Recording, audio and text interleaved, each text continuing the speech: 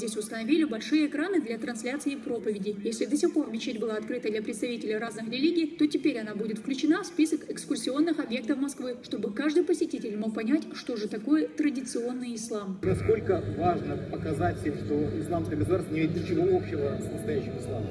Ну, это мы называем еврейское государство, потому что там связано с религией, с исламом ничего нет. Там собрались террористы, наркоманы, экстремисты и западные спецслужбы ведут их, как понимаешь, там на сцене актеров. И поэтому мы сами с ними боролись.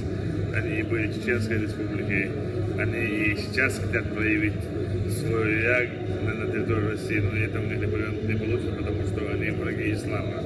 И враги ислама и в первую очередь враги мусульман. Поэтому на свете сегодняшних событий Россия всегда показывает, как относится к религии ислам, как он на самом деле не в политическом плане, а реально помогает мусульманскому сообществу за всего мира.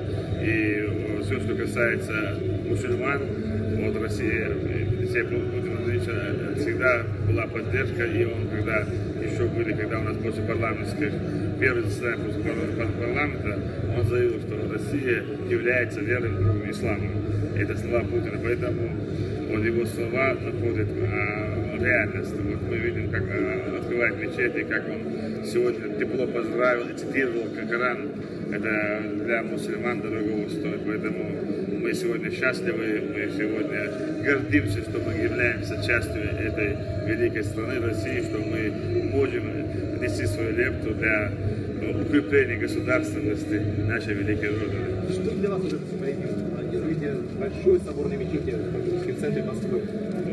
Для каждого мусульманина это, можно сказать, все. Это дом Всевышнего, это мечта каждого мусульмана. Мы об этом даже думать не могли, что в ближайшем будущем столице нашей Родины откроют двери. Такая красивая мечеть. Что мы чувствуем и что это слова не передать. Рамзан Кадыров вместе с членами